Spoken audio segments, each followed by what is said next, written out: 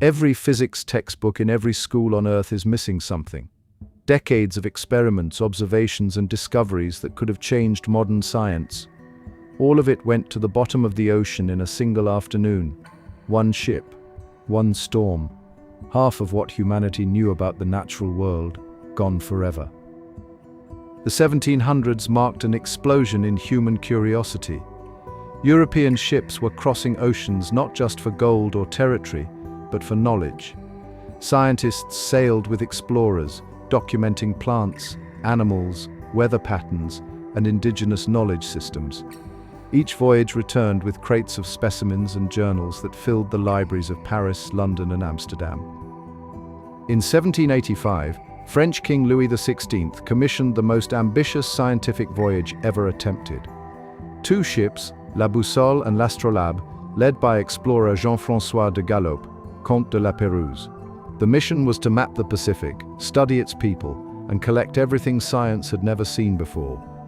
The crew included astronomers, naturalists, mathematicians, and artists. For 3 years, La Pérouse's expeditions circled the Pacific. They mapped coastlines from Alaska to Australia. They documented languages, customs, and trade routes. They collected thousands of plant specimens, mineral samples, and astronomical measurements. The journals filled trunk after trunk. This was the Enlightenment at sea. In 1788, La Pérouse stopped at Botany Bay, Australia. He handed over letters and some journals to a British ship heading back to Europe. Then he sailed north into the Solomon Islands. That British ship carried the last words anyone would ever receive from the expedition. After that, silence. 2 ships and 225 men vanished without a trace. France sent rescue missions. They searched for years. Rumors surfaced of wreckage, of survivors living on remote islands, of journals hidden in caves. Nothing concrete emerged. The mystery consumed the French scientific community. Where did the ships go? What happened to the data? It took 40 years. In 1826, an Irish sea captain named Peter Dillon found evidence on Vanikoro Island. The locals showed him European artifacts, swords, and ship fittings.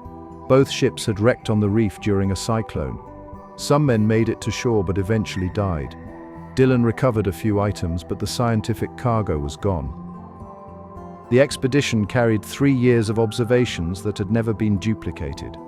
Detailed maps of uncharted Pacific waters, linguistic records of languages now extinct, botanical specimens of plants never catalogued again, astronomical data from the southern hemisphere, indigenous knowledge systems documented nowhere else, all of it dissolved in salt water or buried under coral.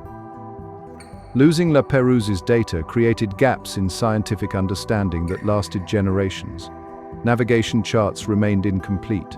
Botanical classifications had missing links. Anthropological records lost entire cultures. Modern researchers still reference the expedition as the greatest data loss in exploration history. We will never know what breakthroughs were on those ships. Today, we store data on servers, in clouds, across multiple backups. But the principle remains the same. Centralized knowledge is vulnerable knowledge. When a single point of failure exists, whether a ship or a server, entire fields of understanding can vanish.